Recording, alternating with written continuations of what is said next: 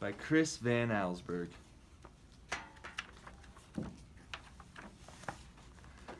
The news traveled swiftly through the tunnels of the ant world. A scout had returned with a remarkable discovery. A beautiful, sparkling crystal. When the scout presented the crystal to the ant queen, she took a small bite and then quickly ate the entire thing. She deemed it the most delicious food she had ever tasted. Nothing could make her happier than to have more, much more. The ants understood. They were eager to gather more crystals because the queen was the mother of them all. Her happiness made the whole ant nest a happy place. It was late in the day when they departed.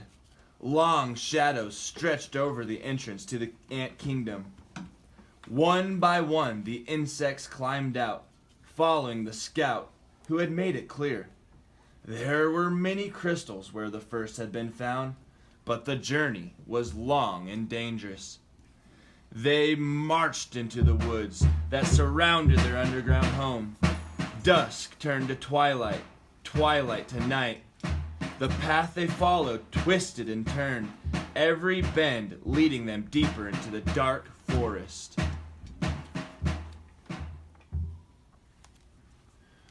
More than once, the line of ants stopped and anxiously listened for sounds of hungry spiders. But all they heard was the call of crickets echoing through the woods like distant thunder.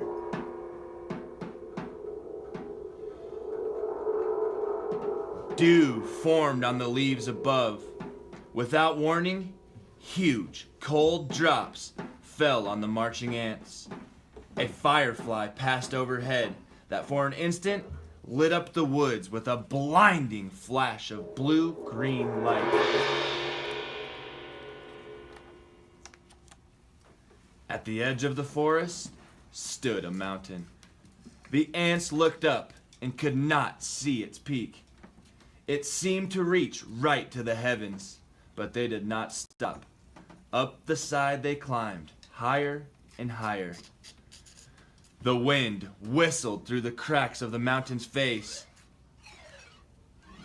The ants could feel its force bending their delicate antennae. Their legs grew weak as they struggled upward. At last they reached a ledge and crawled through a narrow tunnel.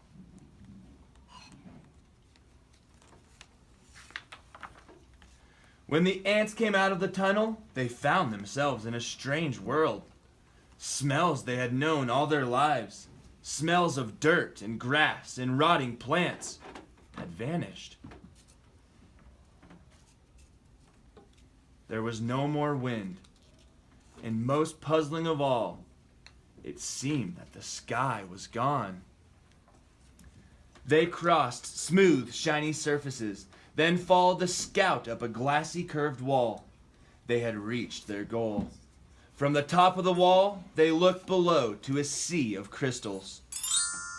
One by one, the ants climbed down into the sparkling treasure. Quickly, they each chose a crystal, then turned to start the journey home. There was something about this unnatural place that made the ants nervous. In fact, they left in such a hurry that none of them noticed the two small ants who stayed behind. "Puh! Why go back?" one asked the other. "This place may not feel like home, but look at all these crystals." "You're right," said the other. "We can stay here and eat this tasty treasure every day, forever." So the two ants ate crystal after crystal until they were too full to move, and then they fell asleep. Daylight came. The sleeping ants were unaware of changes taking place in their newfound home. A giant silver scoop hovered above them and then plunged deep into the crystals. It shoveled up both ants and crystals and carried them high into the air. The ants were wide awake when the scoop turned. dropping them from a frightening height. They tumbled through a space in a shower of crystals and fell into a boiling brown lake.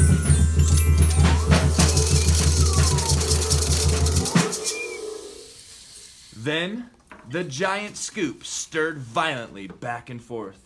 Crushing waves fell over the ants. They paddled hard to keep their tiny heads above water, but the scoop kept spinning the hot brown liquid.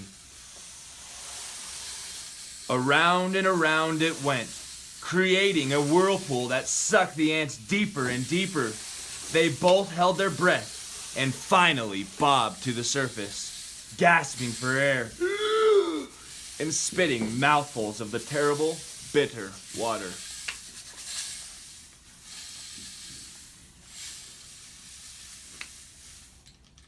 Then the lake tilted and began to empty into a cave.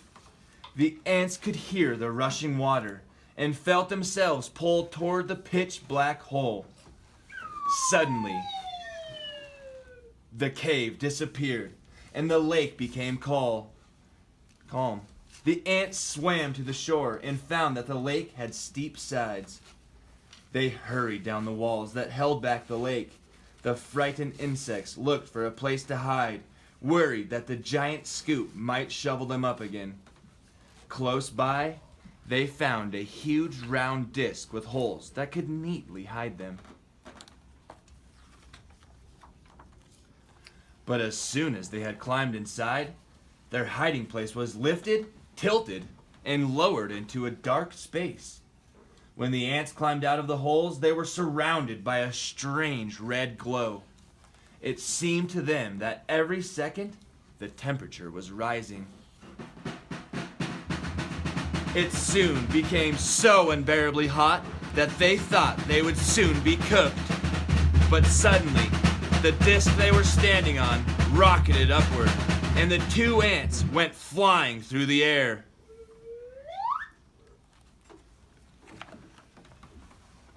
They landed near what seemed to be a fountain, a waterfall pouring from a silver tube. Both ants had a powerful thirst and longed to dip their feverish heads into the refreshing water. They quickly climbed along the tube. As they got closer to the rushing water, the ants felt a cool spray. They tightly gripped the shiny surface of the fountain and slowly leaned their heads into the falling stream. But the force of the water was much too strong.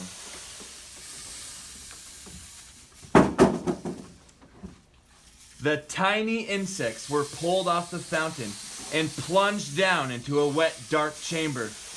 They landed on half-eaten fruit and other soggy things. Suddenly, the air was filled with loud, frightening sounds. The chamber began to spin. The ants were caught into a whirling storm of shredded food and stinging rain. Then, just as quickly as it had started, the noise and spinning stopped. Bruised and dizzy, the ants climbed out of the chamber. In daylight once again, they raced through puddles and up a smooth metal wall. In the distance, they saw something comforting. Two long, narrow holes that reminded them of the warmth and safety of their old underground home. They climbed up into the dark openings. But there was no safety inside these holes. A strange force passed through the wet ants. They were stunned, senseless, and blown out of the holes like bullets from a gun. When they landed, the tiny insects were too exhausted to go on. They crawled into a dark corner and fell fast asleep. Night had returned when the battered ants awoke to a familiar sound. The footsteps of their fellow insects returning for more crystals. The two ants slipped quietly to the end of the line. They climbed the glassy wall and once again stood amid the treasure. But this time, they each chose a single crystal and followed their friends home. Standing at the edge of their anthole, the two ants listened to the joyful sounds that came from below. They knew how grateful their mother queen would be when they gave her their crystals. At that moment, the two ants felt happier than they'd ever felt before. This was their home. This was their family. This was where they were meant to be.